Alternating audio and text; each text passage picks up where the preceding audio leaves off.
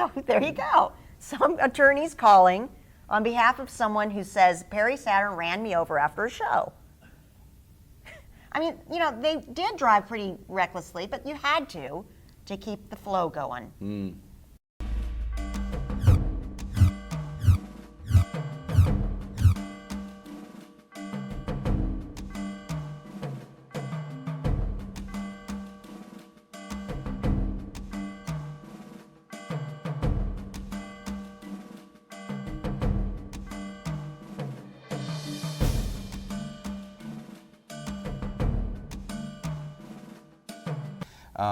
Chris Kanyon worked that card, and recently Chris has left us also. Did you know him?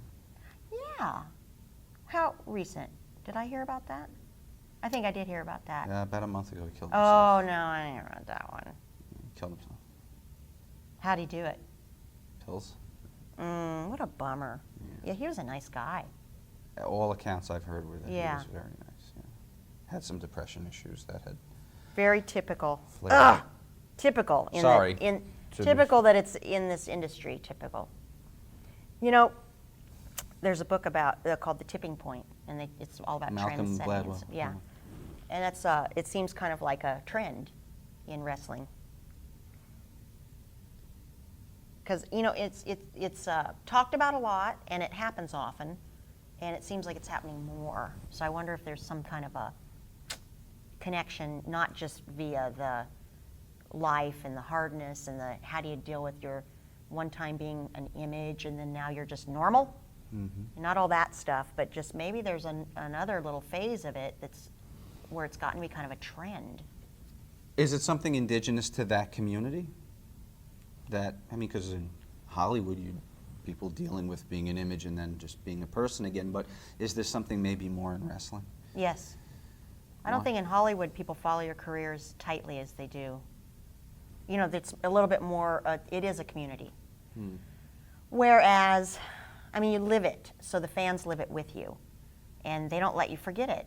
So there's this real attachment to, like when we go and do our signings and things, you begrudgingly kind of do it, even talking, like this year is the first year I've started talking about wrestling for 5 years. I haven't talked about it because it's so hard to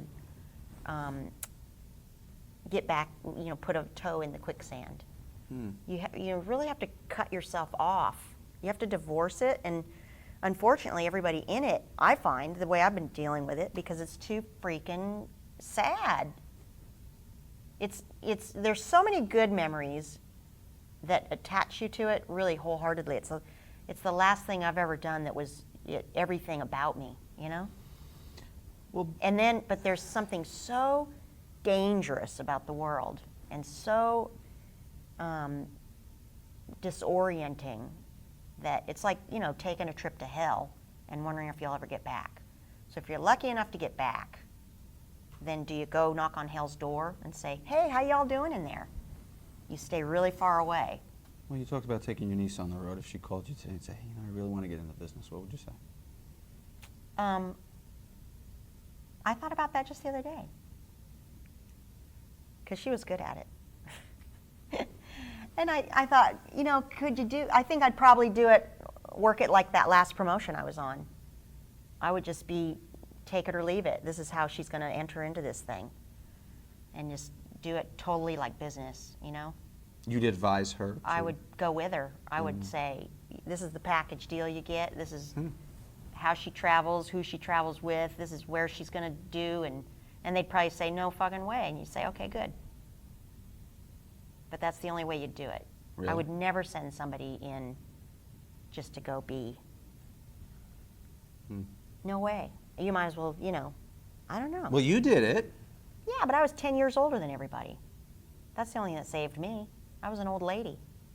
Didn't look old, but I was an old lady. What would have happened if you were 19 I would have been instead of 21? screwing all the guys, and I would have been horrible. Are you kidding me?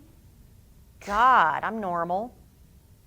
I would have been just like any of the other girls on our show that were young. Heck yeah, man. They